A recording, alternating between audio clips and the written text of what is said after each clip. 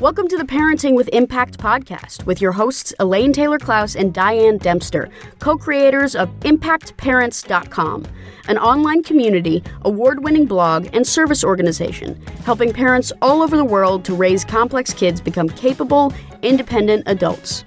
Hi everyone, Elaine and Diane here, and we know that you want your complex kids to grow up to be happy and independent, and yet you're not always sure how or when to help with that. In this podcast, we'll encourage you to collaborate with all kinds of complex kids and support them in navigating life and learning. And we'll interview leading experts from around the world, as well as parents in our own community, talking about how training for parents actually helps these complex kids. We'll talk about the issues we hear parents struggling with all the time and how a coach approach can support and empower your amazing young people. We won't tell you what to do. We're going to help you figure out how. So let's move on to the next conversation.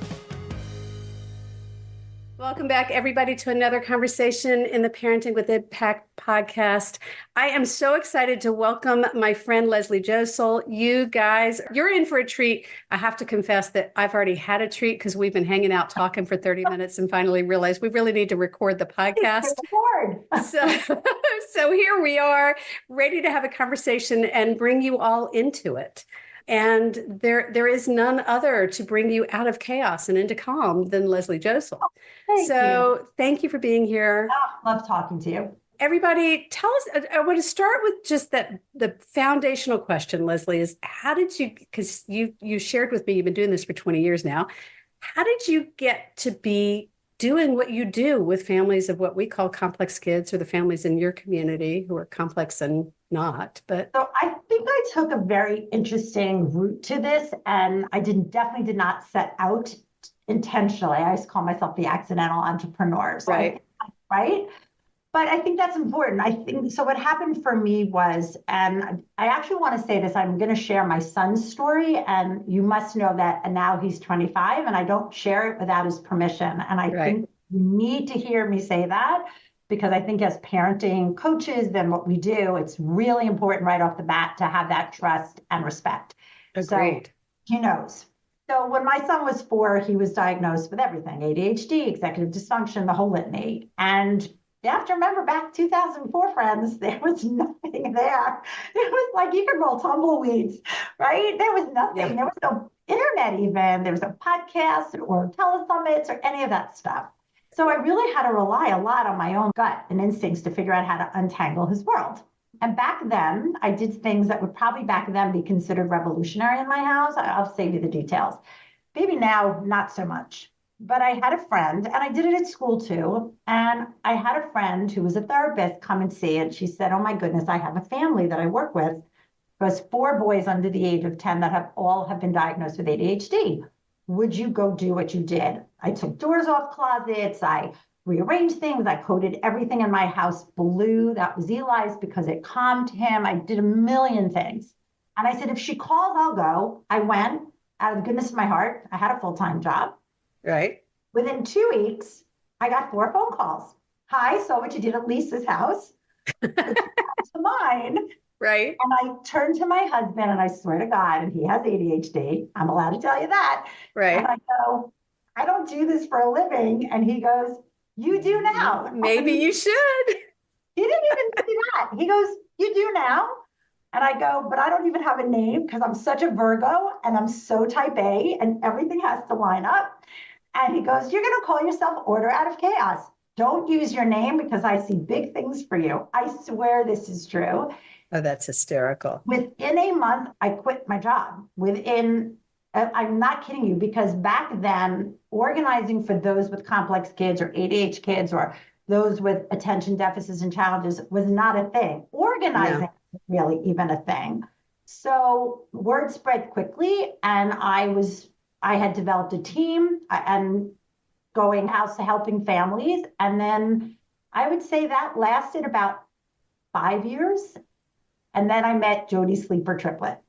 Okay, so hold that because it was, the first part was about helping families get organized when there was kids with ADHD. Is that what you're saying? I would say it really, and you know this, it's way more than just organized. It's not, hey, can you help me get a dresser set up because of this. When you have a complex kid, when you have children that are struggling with challenges and they find, and you are with someone who trusts you, they want you to solve everything. Everything. Yes. Everything. So it was more, it wasn't just, hey, can I make your spaces and home? But it was, what can you help us in life? Can you help with homework? Can you help with study skills? Do you know how to teach time management? All because I would be next to them and everything would come out. And what I was essentially teaching them were the things that I had been doing for my own child. Yeah. So what I realized back then was, and I like education, as I felt like I was moving into a territory that was far bigger than what I had done. I wanted to make my company, to be honest, I wanted to be virtual. I wanted to reach more people. And I really wanted to become a coach. I felt like student coaching was my calling. And so I'm going to spare you some of those details, but I found Jody Sleeper Triplett, who we know is the pioneer in this industry. She just said we both took Jody's classes for coaching students, teens, yada, yada. She put up with a lot. Yeah. I was the kid in the class going, that's not going to work for me. Or I'm going to do things like that. And she was like, it's so funny because I was the one in the class going, but what about the parents? But what about the parents? They do, but I don't get it. And she's like, just do it your way. Just do it your way, Leslie, because she just believed in me. So let's fast forward till now. Through the course of that journey, I built this virtual global company. We work with parents, students, related professionals to help their kids, we like to say, be successful in learning and in life. I am very lucky that I also write, I think you know this, I write the weekly Dear ADHD Family Coach column for Attitude Magazine. I've developed products along the way to help kids, particularly time management, agendas, timers, planners. We do student coaching, parent coaching, and I just cannot believe, I think my biggest thing is when I turn around at that 20-year mark, which we just celebrated, so many things are so vastly different than 20 years ago, just we're talking about it. But what hasn't changed is the need for community, for connection, for conversation, for education. And I find that fascinating that 20 years later, there is still so much misinformation that parents so need to be educated, and they are craving it in so many ways. And so I find that fascinating. It's interesting. Before we started this conversation, we were talking about a lot of things. And one of the things I was sharing with Leslie was some previous research we did a few years back. And one of the things we learned is that parents don't often get the information they need about what's actually recommended treatment for their kids, and they don't get the referrals. No. And so here we are, all these years later, we actually do know what kids need and what families need. And there's actually criteria for it. And yet it's still something that parents often feel like, but I shouldn't, or, but what about, or. I feel that way too. I feel that there's different reasons. Some of it is definitely, we know when we get on an airplane, it's our mask first. And I so preach that to the choir, like you've got to put your mask on first. I did. So remember, I got educated. I had a son that was incredibly complex, and I'm going to save some of the details for his privacy, but I got help first before I got him help, which was really amazing back then.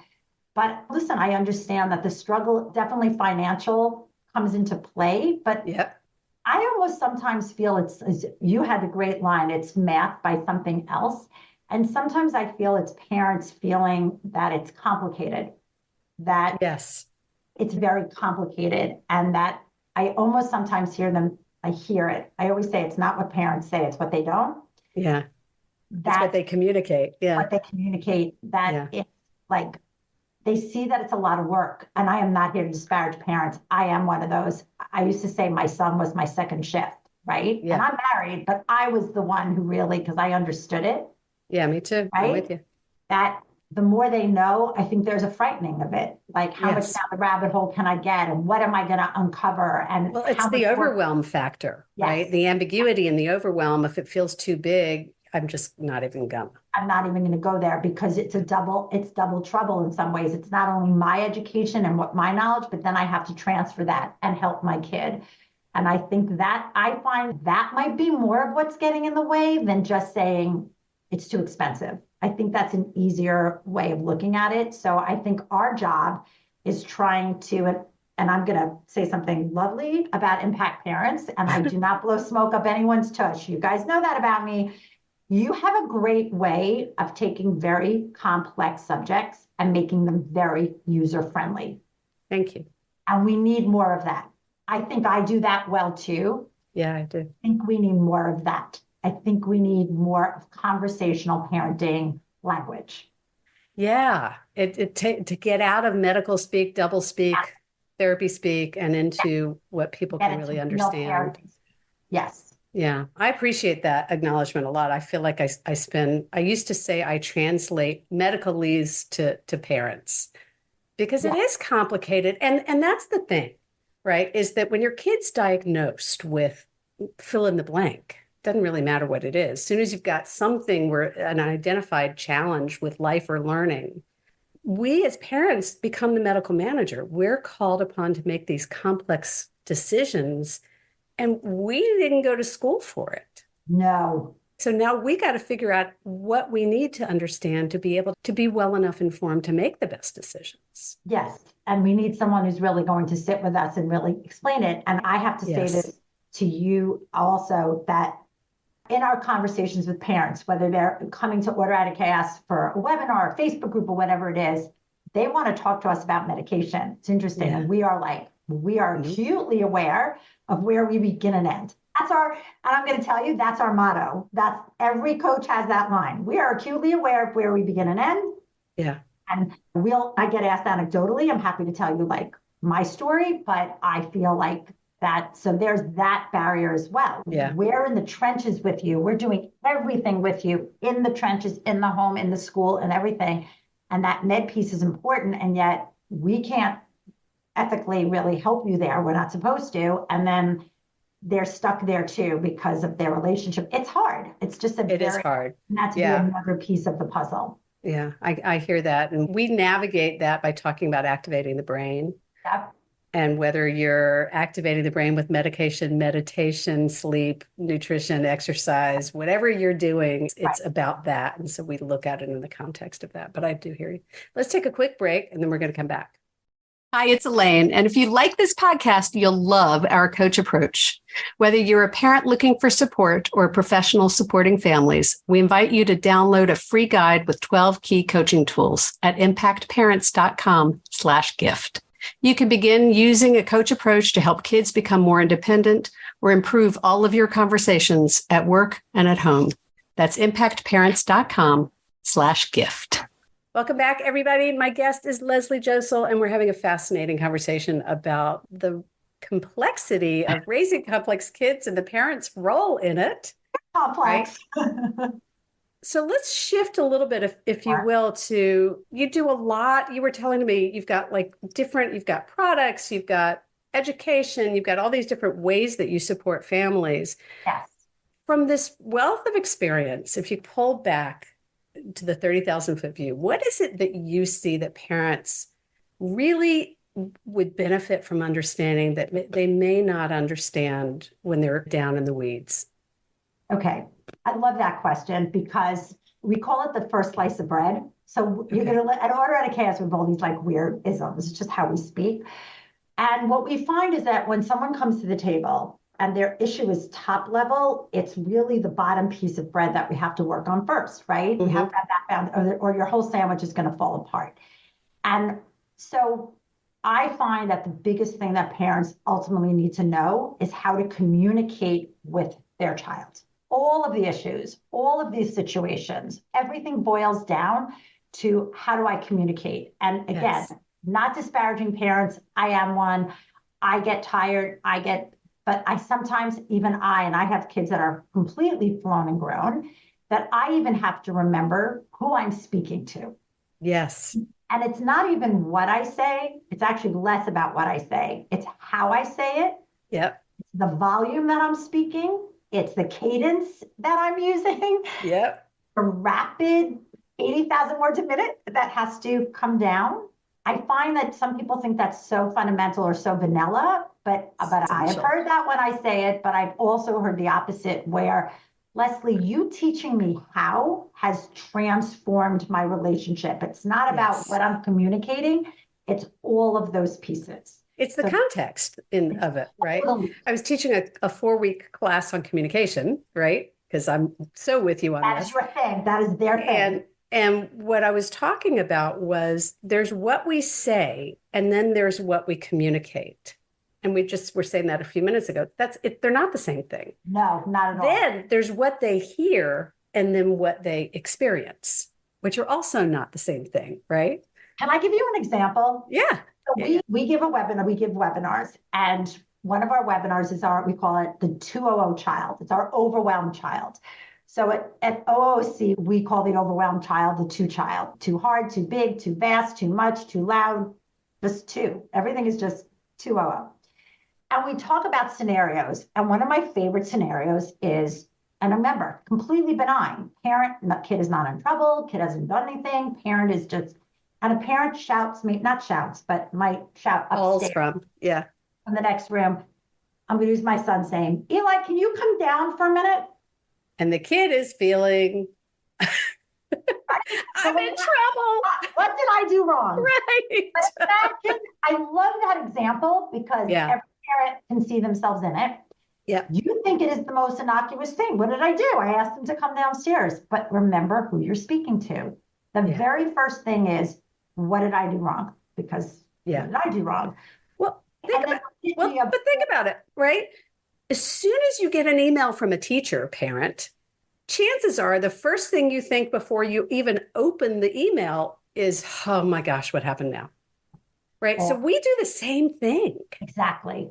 And we project that more than we think we're projecting it. Yeah. So people laugh and they go, you're right. I do that. Never thought in a million years it would cause that kind of either thought, overwhelmed, defiance. I'm not all of those things, nervousness, all of those emotions, the right brain to go off in a million directions. So my funny thing is preempt topic and time. So if you can, and this little change, I saw it in my own kids and I see it with our parents, we're like, change your verbiage and just say, preempt your topic and time. What are they coming downstairs to talk to you about and how long will it take? Yes. If you put that in your sentence, you will see a whole different reaction. So can you give an example? Sure. Can you come downstairs to talk about tomorrow's logistics or tomorrow's football game? It'll take 5 minutes. Awesome. Preempt topic and time. So here's a little fun fact. I have a 25-year-old. I'm allowed to tell you this. When I text him, yes, I know. I'll do it. I still do it. Works here with spouses too, y'all. Well, that's your spouse. And what I'm so with you on it, and the conversation technique that we play with that would go with it is, tell me. I know you might be in the middle of something. Let me know when you've got a break so we can talk about da-da-da-da. So there's another piece about diffusing defensiveness is to acknowledge where they are. Is this a good time? Can I have your attention, right? Before we launch into. I love that. But interestingly, when I do that by text, I get a response. If I just say, hey, I need to talk to you, I get a dead phone. Right. If I say, I need 5 minutes to talk to you about your sister's dinner next Friday night. It's easy. Right. Because you're taking away the ambiguity. And the ambiguity is what's shutting them down. 100%. Right. That's the stress. It's brain flood. Yeah. There's too many questions that flood that brain where the brain is now shut down and is not going to communicate with you. So I know that sounds but I love bringing something that is like evergreen because we think of, I wanted to bring something where your child isn't in trouble, where it isn't a hefty thing. Something as benign as, hey, can you come downstairs seems so nothing, but it's everything. Yeah. So that's my way of saying, like, teaching you how to say something so that you can have the conversations you need to say without the arguing and the all of that. And that's so true, because so often we're not having the conversations we want to be having because we don't know how to have them in a way that doesn't set them off and make them defensive. Yes. Can I add one more thing to that? Yeah. Here's my other thing. And again, I know for sure that not every conversation can be a one-on-one conversation. I know that. But here's the scenario that I like to talk about. One of you is having a conversation with your child. It's not going so well. Maybe your partner, your spouse, whoever hears it from the other room. They come in. I don't like the way you said that. I don't like the way you're talking to your mother. And now you two start fighting. Right. Why say that? Why are you here? And your kid I call it the earphone and hoodie syndrome. They just, right? Shut down. Shut down. And now they're overwhelmed. They don't want to be there. You are never going to have that conversation. So as best you can, would be my thing. If a conversation does not warrant two adults, let's put it that way. Even my husband and I, this was a very hard one for us to learn, me, because I was a swooper. And we do this. So if I walked into a room and this was happening between the two of them, this was our signal. And what that meant was turn around. You're out. Back the heck out. And similarly than that, we talk about the tag. Is this a moment to tag? And do we have an agreement to tag, or do I need to walk away? Because you got to remember too, it's not even, yes, it's definitely the two-child, the overwhelm, the brain flooding. But there's some very concrete stuff going on there, like processing. I see it all the time. Like, it's too many people talking at the same time. Your child who might have slow processing cannot digest everything everyone is saying. That's right. So just that effort level is going to be missing because of the weak executive. I'm not even talking about emotion here. I'm now even just talking about like a weak executive functioning skill that you're now putting your child to have to deal with as well. So not setting them up for success, but actually setting them up for She said it so much better than me. Yeah, I could talk to you all day, and we need to start wrapping up. But I hear a masterclass in our future. I hear something. I think there's something. So stay tuned, everybody. Leslie, tell people how they can find out more about you. So we like to be a one-stop shop. We don't want to overwhelm you. So the name of my company is Order Out of Chaos. Our website is orderoochaos.com. From there, you could go everywhere. You can go to our product site to find our products and webinars and videos. You can find our socials, our books, our coaching, our services, all from that site. So just go there. Yeah. And the link is in the show notes, everybody, so you'll be able to find her there. Great. Okay, so we are going to wrap up this conversation. Is there anything else you'd like to share, either to reinforce something we've talked about or to bring something in that you think is really relevant before we leave today? I'm going to bring in something new because I feel like we really covered that. I think for parents too, what I always like, and again, we say it in like our little sound bites. If you can remember feelings over facts, that is my big one. I am really about sitting in and it's not just feelings over facts like for your kid, it's more you. This is about how you react. I need to sit with my feelings before I react. So I am a big one in waiting, and you're going to hear another one about why am I upset right now? What is it about this situation that is truly upsetting me?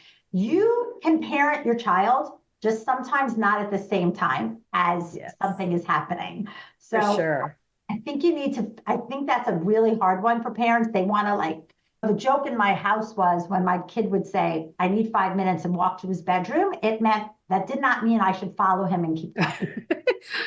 And our kids do that to us, but we need to be careful not to do that to them too. Right. Yes. So their feelings over you needing the facts. Remember that. Their feelings come first. I love that. We talk a lot about task versus relationship. Okay. And making sure the relationship is there, and let's not let the task replace the relationship. Right. So you can define it anyway. I love doing their feelings over you gathering the facts. Yeah, I love that. You can wait. Love it. Beautiful. Beautiful. Beautiful. Okay. So you got a fun motto or quote you want to share? Our biggest motto that we say all the time is we want parents to make a poster of the word wait. Yes. And it stands for why am I talking? And I know I'm not new to this. I didn't make that up. I love it though. But I feel like it's a really good reminder to us that we need to shush. Yeah. And we need to give them space to think, to talk, to express without us jumping, talking over them, just being there in the quiet. And so we need to be saying to ourselves, the acronym WAIT, why am I talking? Yeah, and I love that. So it's a good way to remember it. So that's my motto. You said there were two. Did you say there were two? One is about me that I Okay. What's that? And I don't know if it's relative. So I live by the motto that I can do everything, just not all Not at the same time. Same time, I do too. That is, and for sometimes that's good for parents too, because when you are feeling the overwhelm of maybe you're a working parent and you have to parent your child and there's homework and there's everything, doesn't always have to be in that moment. You can parent your child later. You can parent your child tomorrow. I really believe that. That's a really hard thing for parents, is that you're not always going to parent your child the way you want to in the moment you want to. In fact, you're probably better able to parent them the way you want to if you will wait. Yes. On both sides of the wait. Yes. Connect with the feelings, decompress, and then come back to it later. Yes. Beautiful. Thank you. I couldn't agree more. You can see that the two of us could just do this for hours. For hours. And it's time for us to wrap. Leslie, thank you. First of all, thank you for bringing such bright light to the work that you do and we all do, and such positive energy. I don't know, for those of you who are on YouTube, you can see her, but for the rest of you, if you could just, every time you're with Leslie, there's just this really huge smile and there's a positive energy that you bring. So thank you I appreciate that. I love what we do. So I appreciate that. Thanks. Yeah. Thank you. And to those listening, take a moment. So thank you for being here. That was my pleasure. Conclusion. We appreciate all that you do and the collaboration with you. To those listening, thank you for what you do for yourself and for your kids. Take a moment before you move on to whatever your next is and ask yourself, what's your insight from this conversation today? What are you taking away? There was lots that Leslie and I talked about, but what are you taking from this conversation? What's the one gem or insight that you want to bring with you forward into your life? Maybe there's an action from that. Maybe it's a mindset or an awareness. But before you press whatever button is going to take you to the next, what's your insight from this conversation? Because know that whatever you're doing, whatever you're thinking, and however you're feeling, it influences everything that happens in your dynamic with your kids, and it makes a difference. So thanks, everybody. We will see you on the next one. Take care. Bye, everyone. Thanks for having me. You've been listening to the Parenting with Impact podcast with Elaine and Diane. For more information on the Impact Parents community or to join Sanity School for Parents, please visit impactparents.com. If you like what you've heard, please share this podcast with friends who need similar guidance and subscribe wherever you listen to podcasts. For the essentials of Elaine and Diane's coach approach to parenting, download a free tip sheet at impactparents.com/podcast. Behavior therapy training for parents is actually recommended as a first-line treatment for complex kids. For information about Sanity School, our training program for parents or teachers, which has helped thousands of families around the globe, visit impactparents.com/sanityschool.